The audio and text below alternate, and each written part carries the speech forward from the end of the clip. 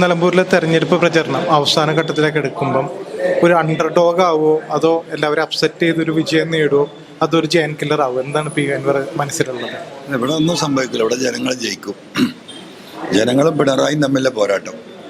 പിണറായി എന്താണെന്നും പിണറായി എന്താണെന്നും ഈ ഗവൺമെൻറ് മലയോര കർഷകരോട് എടുക്കുന്ന ഈ മനുഷ്യർ മരിച്ചു വീഴുമ്പോൾ എടുക്കുന്ന നിലപാട് വളരെ കൃത്യമായിട്ട് ജനങ്ങൾക്കറിയാം. സ്വാഭാവികമായിട്ടും ഈ മനുഷ്യർക്ക് ജീവിക്കാനുള്ള നിലനിൽപ്പിനുള്ള പോരാട്ടമാണ്. അവിടെ ഒരു രാഷ്ട്രീയത്തിനും പ്രസക്തിയില്ല, ഒരു ജാതി മത സംഘടനകൾക്കും പ്രസക്തിയില്ല. മനുഷ്യരൊന്നായിട്ട് ഈ പ്രതിസന്ധിയെ പരിഹരിക്കാനുള്ള പോരാട്ടത്തിൻ്റെ വക്കിലാണ്. ആ പോരാട്ടം വിജയിക്കും. ഈ ഇടത് വലത് മുന്നണിയുടെ സംസ്ഥാന രാഷ്ട്രീയമാണ് പ്രധാനമായിട്ടും നിലമ്പൂരിൽ ചർച്ച ചെയ്യുന്നത്. പക്ഷെ പി വി അൻവർ ഈ നാട്ടിലെ ജനങ്ങളുടെ വിഷയമാണ് ചർച്ച ചെയ്യുന്നത്. ആ ഒരു ജനങ്ങളുടെ വിഷയം ഏറ്റെടുക്കാൻ ഇപ്പോഴും ഇടതു മുന്നണിക്കും യു ഡി എഫിനും ധൈര്യം വന്നിട്ടില്ല എന്നുള്ളതാണ്. അല്ല, അതല്ല വസ്തുത. ജനങ്ങളിതൊന്നും കേൾക്കുന്ന പോലുമില്ല. ഓരോരുത്തർ ബഹളം വെച്ച് പോകുന്നുണ്ട്. അമേരിക്കയിൽ നിന്ന് ആഫ്രിക്കയിൽ നിന്നൊക്കെ ഇവിടെ ആളുകൾ വന്നിട്ടുണ്ട്. ഉപതെരഞ്ഞെടുപ്പ് സാധാരണഗതിയിലുണ്ടാവും. പക്ഷെ പുറമുള്ളവർ മാത്രമാക്കാൻ പാടില്ലല്ലോ. പുറമുള്ളവർ മാത്രമായി നടക്കുകയാണ് ഇവിടെ. അപ്പോൾ അതിലൊന്നും ഒരു കാര്യം ജനങ്ങളതൊന്നും ശ്രദ്ധിക്കുന്നില്ല. ജനങ്ങൾ ശ്രദ്ധിക്കുന്നത് ഞാൻ പറഞ്ഞ ഇവിടുത്തെ അടിസ്ഥാനപരമായ വിഷയങ്ങളാണ്. ഞാൻ ഇന്ന് പറഞ്ഞല്ല, 2011 തൊട്ടിട്ട് ഞാൻ ഈ മലയോര വന്യജീവി വിഷയം സർക്കാരിലും കേന്ദ്രത്തിലും സുപ്രീം കോടതിയിലും എല്ലാം ഒരു വ്യക്തിക്ക് കഴിയുന്ന രീതിയിൽ നമ്മൾ ഇടപെട്ടുകൊണ്ടിരിക്കുകയാണ്. അതുകൊണ്ട് അതിന് മുകളിൽ തീരുമാനം ഉണ്ടാവും. ഈ പി വി അൻവർ ഉന്നയിക്കുന്ന വിഷയങ്ങൾ ഡൗൺ പ്ലേ ചെയ്യുക അല്ലെന്നുണ്ടെങ്കിൽ അത് ഏറ്റെടുത്ത് ജനങ്ങളിലേക്ക് എത്തിക്കേണ്ടതെന്ന് U D F L D F ഒരേപോലെ ചിന്തിക്കുന്നുണ്ടെന്നൊരു തോന്നലുണ്ടോ? അത് വളരെ സന്തോഷമുള്ള കാര്യം. അതുപോലെ അങ്ങനെ തന്നെ ആവണം. ഇനിയും അങ്ങനെ തന്നെ ആവണം. അപ്പോൾ ജനങ്ങൾക്ക് ഒന്നുകൂടി ക്ലിയർ ആവും. ഈ ഒരു ക്യാമ്പയിൻ അവസാന ഘട്ടത്തിലേക്ക് എടുക്കുമ്പം ഒരു ബൂത്തിൽ നിന്ന് എത്ര വോട്ട് അങ്ങനെ ഏത് രീതിയിലാണ്? കാരണം വിസിബിൾ ആയിട്ടുള്ള ഒരു ക്യാമ്പയിനേക്കാളും ഈ പറയുന്ന അടിയൊടുക്കുകൾ നിയന്ത്രിച്ച് വിജയിക്കുന്ന ഒരാളാണ് പി വി അൻവർ. അപ്പൊ എങ്ങനെയാണ് ഈ ഒരു തെരഞ്ഞെടുപ്പിൽ ആ ഒരു ടാക്ടിക്സ് തന്നെയാണോ തുറന്നു പറയാൻ പറ്റും? നമുക്ക് 23 പറയാം. റിസൾട്ട് പറയാം. ഓക്കെ. അപ്പൊ തെരഞ്ഞെടുപ്പിൽ നിന്ന് മാറിയിട്ട് വേറൊരു ചോദ്യം. അതായത് ഈ പറയുന്ന ഒരു മാസം കേരളത്തിൽ തന്നെ മലയാളികൾ ഏറ്റവും സ്ട്രെസ്ഡ് ആണ് എന്ന് കരുതുന്ന ഒരു വ്യക്തിയാണ് പി വി അൻവർ. അപ്പോൾ ഈ ഒരു സ്ട്രെസ് മാനേജ്മെന്റ് അതൊക്കെ അതിജീവിച്ച് എങ്ങനെയാണ് ഈ ഒരു ആരോഗ്യം മെയിൻറ്റെയിൻ ചെയ്ത് തിരിച്ച് ജനങ്ങൾക്ക് മുമ്പിലേക്ക് എത്താൻ പറ്റുന്നത്? ഞാനൊരു കടുത്ത ദൈവവിശ്വാസിയാണ്. എല്ലാ മതങ്ങളും നന്മയാണ് പറയുന്നത്.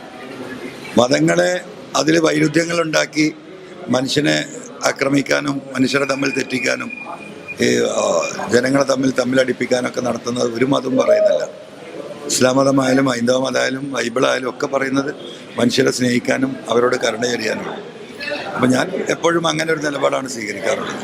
വേറൊരു ദൈവവിശ്വാസി എന്ന നിലക്ക് എപ്പോഴും ദൈവം പാവപ്പെട്ടവൻ്റെ വിളി കേൾക്കുമെന്നാണ് നമ്മളൊക്കെ വിശ്വസിക്കുന്നത്. ആ പാവപ്പെട്ടവൻ്റെ വിളി ദൈവം കേൾക്കും. ആ ദൈവത്തിൻ്റെ ഇടപെടൽ മൂലം ഈ മനുഷ്യരെന്നോടൊപ്പം നിലനിൽക്കുന്നുണ്ടല്ലോ, അത് വോട്ടായി മാറും എന്നതാണ് എൻ്റെ വിശ്വാസം. അവസാന ചോദ്യം. പറഞ്ഞ U D F L D എഫും പല വിഷയങ്ങളും ഉന്നയിച്ച് ക്യാമ്പയിൻ മുന്നോട്ട് പോകുന്നുണ്ട്. ഇനിയൊരു 3 ദിവസവും കൂടിയേ ഉള്ളൂ. അപ്പം അതിനൊക്കെ അപ്പുറത്തേക്ക് പി വി അൻവർ പറയുന്നതാണ് നിലമ്പൂരിലെ ജനം കേൾക്കുന്നതെന്നുള്ളൊരു വിശ്വാസം ഇപ്പോൾ വന്നിട്ടുണ്ടോ? 1000%. കാരണം അവരിതിൻ്റെ അനുഭവസ്ഥരാണ്. മനസ്സിലായില്ലേ? 11 കൊല്ലം മുമ്പ് ഈ നാട് വലിയ ഗഡികളിലേക്കാണ് ഈ മലയോരം പോകുന്നത്. 2023 ഞാൻ പറഞ്ഞു കേരളം ഒരു തുറന്നിട്ട വന്യമൃഗശാലയാണ്. ഞാൻ പറഞ്ഞത് ഓരോന്നും ഇവിടെ പുലർന്നുകൊണ്ടിരിക്കുകയാണ് മലയോര മേഖലയിൽ. അപ്പോൾ ജനങ്ങളത് ഉൾക്കൊള്ളുന്നുണ്ട്. തെരഞ്ഞെടുപ്പിന് വേണ്ടിയിട്ടല്ലല്ലോ ഈ പറയുന്നത്. പിന്നെ പ്രചണ്ഡമായ പ്രചരണത്തിനൊന്നും എനിക്കിവിടെ ആവശ്യമില്ല. ഞാൻ ഈ നാട്ടിലുണ്ടല്ലോ. ഇപ്പോൾ ഈ പറയുന്ന ചില സ്ഥാനാർത്ഥികൾക്കൂടെ ഫാഷൻ ഷോ നടത്തി പോയിക്കൊണ്ടിരിക്കുകയാണ്.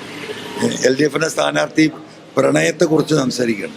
ഇവിടെ പച്ച മനുഷ്യന്മാരെ പുലി കടിച്ച് കീറുമ്പോൾ പ്രണയത്തെക്കുറിച്ച് സംസാരിക്കുന്നവരും ഇവിടെ ഫാഷൻ ഷോ നടത്തുന്നവരുമാണ് ഇവിടുത്തെ സ്ഥാനാർത്ഥികളും അവരോടൊപ്പം നിൽക്കുന്ന പലരും. അതൊന്നും ഈ സാധാരണ ജനങ്ങൾക്ക് ഉൾക്കൊള്ളാൻ കഴിയില്ല. മനസ്സിലായില്ലേ? അപ്പോൾ അത് അതിൻ്റെ വഴിക്ക് പോട്ടെ. താങ്കൾ ഏറ്റവും കൂടുതൽ വിമർശിച്ചിട്ടുള്ളത് ആര്യാടൻ ഷൗക്കത്തിനെയാണ്. അപ്പോൾ അദ്ദേഹത്തിൻ്റെ ഒരു പൊളിറ്റിക്കൽ കരിയറിൻ്റെ അവസാനമായിരിക്കുമോ നിലമ്പൂർ തെരഞ്ഞെടുപ്പ്? ഞാൻ ഒരാളുടെയും പൊളിറ്റിക്കൽ കരിയർ അവസാനിപ്പിക്കാനോ തുടരാനോ ആളല്ല. ഞാൻ എൻ്റെ ജനങ്ങളുടെ വിഷയമാണ് പറഞ്ഞത്. ആ വിഷയം പിണറായിസം എന്ന വാക്ക് ജീവിതത്തിൽ ഉച്ചരിക്കാത്തൊരു മനുഷ്യൻ പിണറായിസത്തിനെതിരെ പോരാട്ടം എന്നാണല്ലോ UDF പറയുന്നത്. അങ്ങനെ ഒരു ക്യാപ്റ്റൻഷിപ്പിലേക്ക് പിണറായിസത്തെ എതിർക്കാത്ത, പിണറായിസത്തോട് താതാത്മ്യം പ്രാപിച്ച് പിണറായിസത്തിൻ്റെ തണലിൽ പല കാര്യങ്ങളും നേടിയെടുക്കുന്ന ഒരു വ്യക്തി എങ്ങനെ പിണറായിസത്തിനെതിരെ പോരാടും? അതാണ് എൻ്റെ വിഷയം. അത് ഇവിടുത്തെ ജനങ്ങൾക്കും അറിയാം.